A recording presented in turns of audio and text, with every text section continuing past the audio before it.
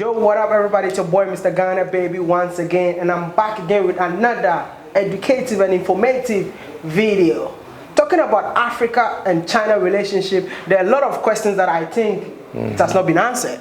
Today I'm joined by a CCTV journalist. Are you a CCTV journalist or CGTN? CGTN journalist, but my opinions do not represent the whole organization. Thank you so much. Welcome to the What Am I show. Thank you, it's my pleasure. How are you? How are you doing? Yeah, I haven't seen you for quite a while. Yeah, we interviewed each other like a year ago. And now we are here in Beijing, not in Beijing. Not in Beijing, in Guangzhou, the southern Chinese city. I love Guangzhou, by the way. It's like my favorite city in China right now. Yeah, not Beijing. No, Beijing, no. No, Beijing is too dry, probably. How? You went to Africa, right? Yes, I did. And do you miss Africa, by the way? Yeah, I do. I really miss Africa. It's a very beautiful continent. I would love to go back to that continent for a visit. Yeah, given a chance. What do you miss about the countries that you went to? I love the people there, to be honest, and I feel so close to African people ever since I've been there, you know. Yeah, but the Guangzhou, and you see tons of Africans working here, right? Wow. Yeah, especially you have Africa Town somehow, but I've never visited that place. But I would definitely love to go visit that place. But I don't know if I can get the feeling of living. So are you trying to say like you came to Guangzhou because you wanted to have the feeling of Africans living in Guangzou? No, it's very much like being a journalist and you are moved around often and you need to travel a lot to meet more people, different cultures. Like I used to live in Beijing and been studying and working there for quite a while. So it would be a very different culture living here. And what I see here, the language especially, speak Cantonese, which I don't speak at all. So it's very different. You don't understand Cantonese? No, not at all. Probably greetings or something and that's it. Let's talk about China-Africa relationship. Yeah, definitely. That is why we're here. Okay, first of all, what do you think about China in Africa? China in Africa or Chinese in Africa? China in Africa, Chinese in Africa. Like, let's take it this way. China is doing a lot of projects in Africa. Yes. What do you think about that? Infrastructure. Why is China doing all those things in Africa? Infrastructure development, Exactly. right? I think that is what we call the win-win cooperation when it comes to infrastructure development between the two parties, China and Africa in general. And Africa is not a country, it's a continent. Yeah. And then China has different projects, infrastructure projects in different parts of the continent. Yeah. And I think it's good. I think that is what African people want in the first place, at least for the government, right? And I know people have been accusing China of snatching resources or something, but without the consent from the government, how come it could happen in the first place? The win-win cooperation is business, right?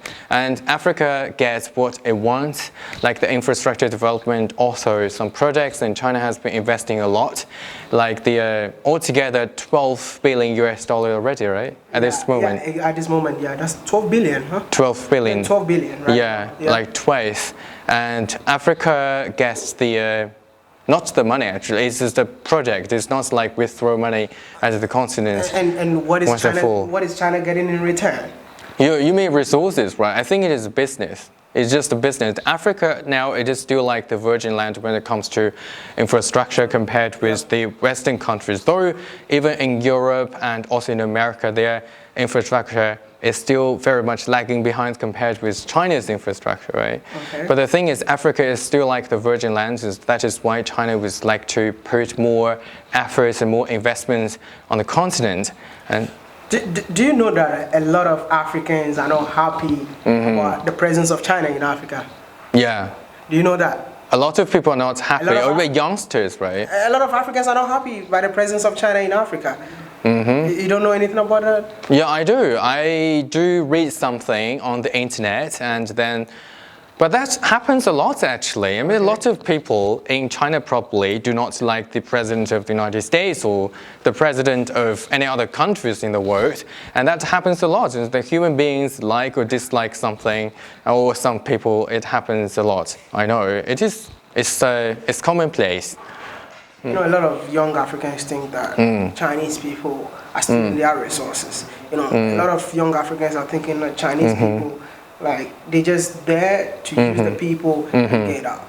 But me, my concern... So you mean China, or especially Chinese company, use like Africans somehow in some of the Chinese infrastructure projects. Something like exploiting the Africans. Yeah. That's the word that I'm gonna use, like Chinese people are exploiting the. But I think that is from their perspective. But for some people, they would say like China is creating a lot of job opportunities. Yeah. I visited many African countries, not many, but 6 of them, like in Namibia and in some Chinese sponsored companies. I know like 80% or over 80% of the people actually are the local people, and they get the jobs. And also they loved what they do. That is what I get when I did the interviews with them. Yeah, and the pay was not that low, right? But I've seen a lot of people who are getting low wages. Maybe low wages. I mean, I think so. This is the thing. If I employ someone from Africa, I'm going to give Africans the average income, the salaries that they would get in Africa, right? Exactly. That happens a lot. It's like, let's say it is a European company set up in China, and they employ a lot of Chinese people, and we get the average income we get in China. Yeah, that happens a lot. So compared with the incomes the Chinese people get, or if you compare the income or the salaries the European gets in European countries, and then so we do see the big gap. You're talking about like China-African relationship is win-win cooperation. Yeah, it's win-win cooperation, but I know there are some exceptions, of course, especially if people think that China right now is snatching the resources somehow, but they're only looking at the negative. How about the positives? And China is helping Africa develop its own economy somehow. So let's put it in this way: if China was out of Africa completely, what would happen? What would Africa be like in that? Yeah. That is the question you need to leave for people to answer in the comment section. All you need to do, tell me what you think, and I'm gonna bring you once again on a live stream so that he's gonna answer your questions for you. But talking about win-win cooperation, I want to go back there again. Is China winning or Africa winning? Is anybody losing in this win-win cooperation? Is China winning or Africa winning, right? Yeah. I think China is winning something and losing something, so is the case for Africa.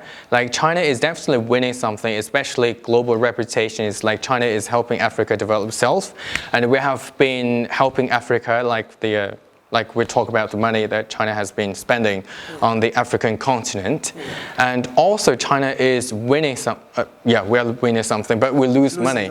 Yeah, I know some people in China, they're also complaining about like Chinese investments in Africa, because that's a lot of money seems like donated or given to Africa, right? But listen, let's put it this way. China will not give you money without getting anything in return.